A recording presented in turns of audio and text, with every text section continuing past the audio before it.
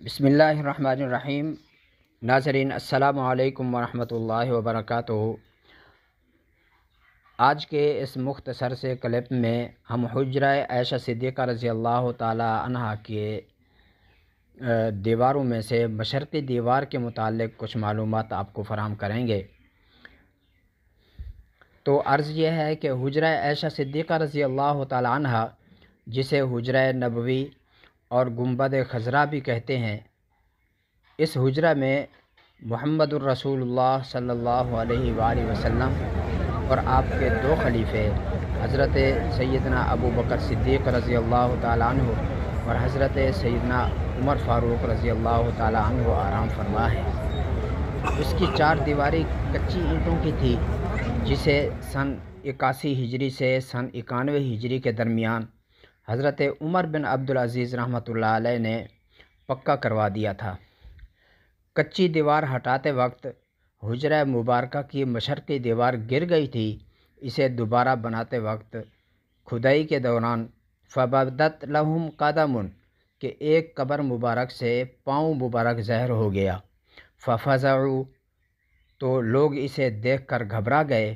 وظنوا انہا قدم النبی صلی اللہ علیہ وسلم، اور لوگ گمان کرنے لگے کہ یہ قدم نبوی ہیں، اور وہاں پر کوئی ایسا شخص بھی موجود نہیں تھا جو بتا سکے کہ تین شخصیات میں سے یہ کس کا قدم مبارک ہے۔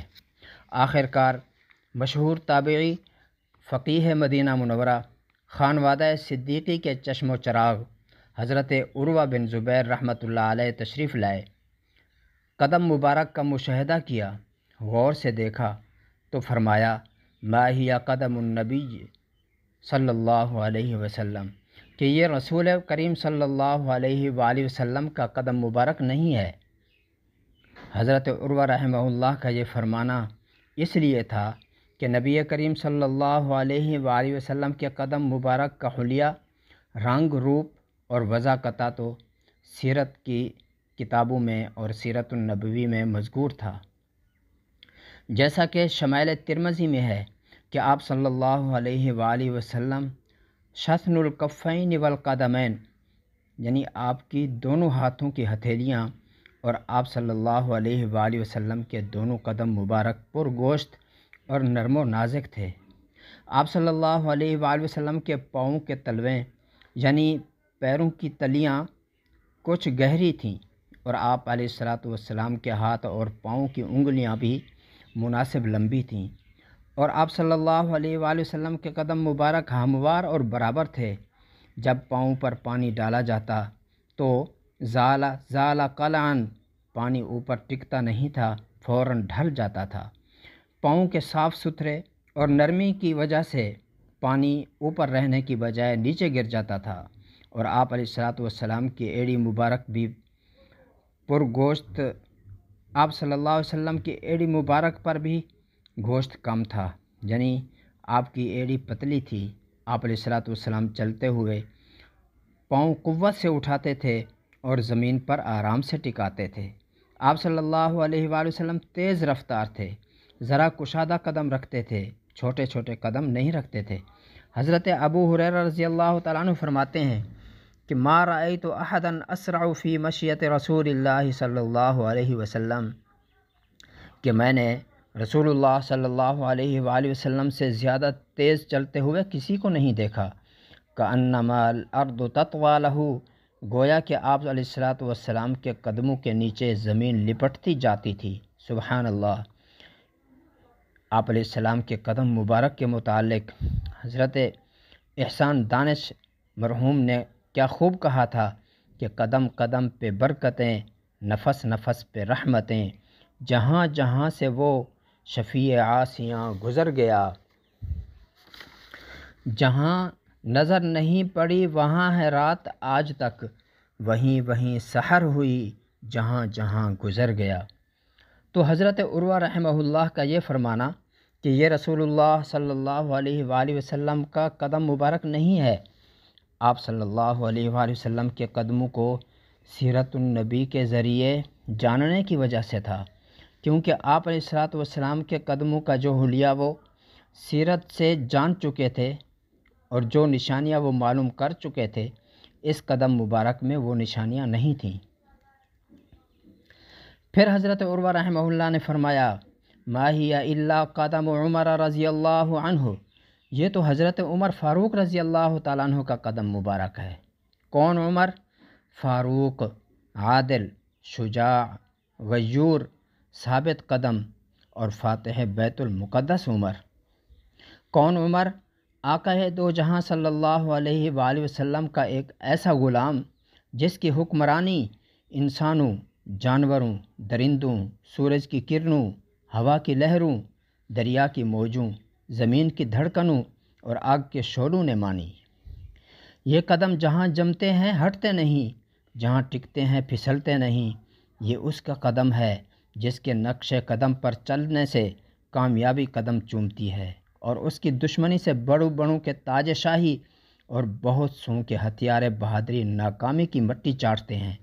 حضرت عمر فاروق رضی اللہ تعالیٰ عنہ کے جمے ہوئے قدم کسی سے اکھڑ سکتے تھے اور نہ ہی کہیں پھسل سکتے تھے۔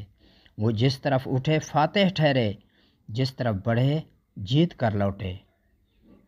حضرت ابو بکر العاجری رحمہ اللہ کی روایت میں اس واقعے کے یوں الفاظ ہیں فلما ہادما بدت قدم البساق و رکبتن، کہ دیوار گرنے سے پاؤں، پنڈلی اور گھٹنا زہر ہوئے۔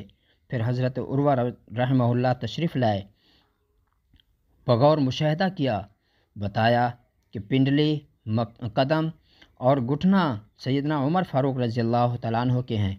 فسریہ، پھر احترام کے ساتھ اسے دوبارہ چھپا دیا گیا۔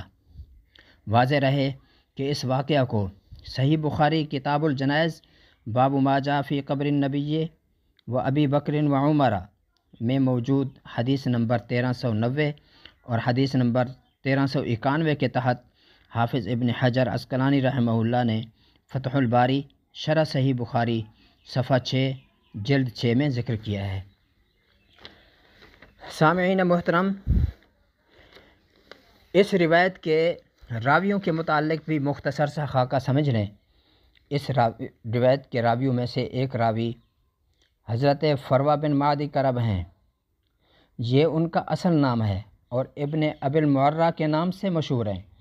یہ کندی اور کوفی ہیں۔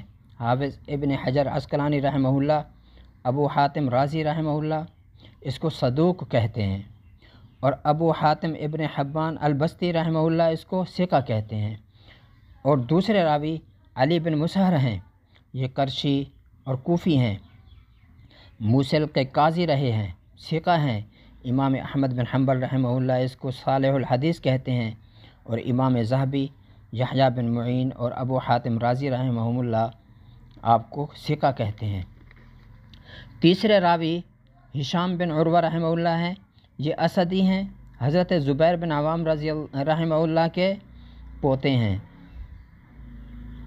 حضرت زبیر بن عوام رضی اللہ تعالیٰ عنہ کے یہ پوتے ہیں، یہ 58 ہجری میں پیدا ہوئے اور 145 ہجری میں فوت ہوئے۔ علامہ ابن حجر عسقلانی رحمہ اللہ آپ کو ثقہ اور فقیہ کہتے ہیں۔ امام ذہبی کہتے ہیں کہ یہ حجت ہیں۔ یحییٰ بن معین کہتے ہیں کہ یہ ثقہ فی الحدیث ہیں۔ علامہ واقدی بھی آپ کو ثقہ کہتے ہیں۔